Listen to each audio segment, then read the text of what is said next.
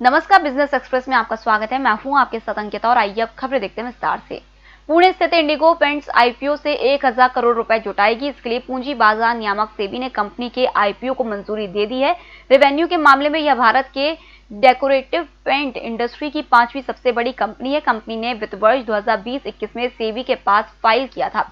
इस आईपीओ के तहत नए इक्विटी शेयरों के जरिए 300 करोड़ रुपए कंपनी जुटाएगी, जबकि ऑफर फॉर सेल के जरिए 58 लाख शेयरों को जारी करेगी। इसमें सिकाइया कैपिटल द्वारा अपने दो फंड्स यानी कि इन्वेस्टमेंट्स 4 और इन्वेस्टमेंट 5 और प्रमोटर सेलिंग शेयर होल्डर में हेमंत जालान अपने शेयरों की बिक्री करेंगे।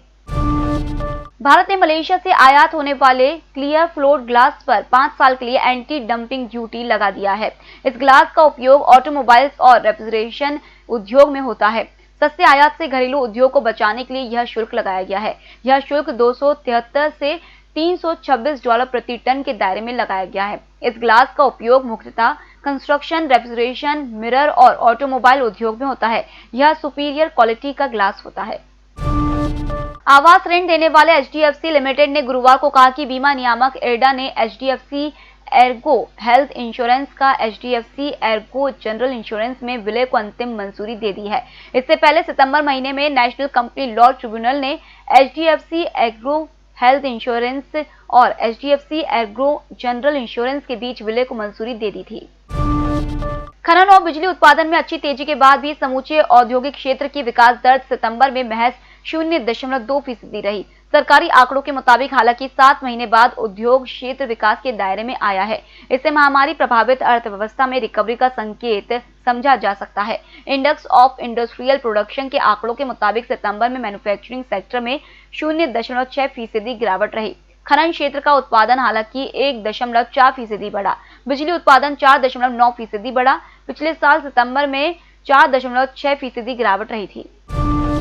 गोदरेज समूह ने अब फाइनेंशियल सर्विसेज इंडस्ट्री में भी एंट्री ले ली है। नई कंपनी का नाम गोदरेज हाउसिंग फाइनेंस रखा गया है। ये फाइनेंस कंपनी ग्राहकों को अफोर्डेबिलिटी 6.69% की न्यूनतम शुरुआती ब्याज दर पर होम लोन की पेशकश कर रही है। ये ब्याज दर देश के सबसे बड़े bank state bank of India सहित अन्य सभी बैंकों से कम है। गोदरेज हाउसिंग फाइनेंस का कहना है कि मॉर्गेज बिजनेस पर जोर देते हुए होम लोन्स के साथ वह कारोबार की शुरुआत करना चाहता है। इसके तुरंत बाद ही प्रॉपर्टी पर लोन की सुविधा शुरू की जाएगी।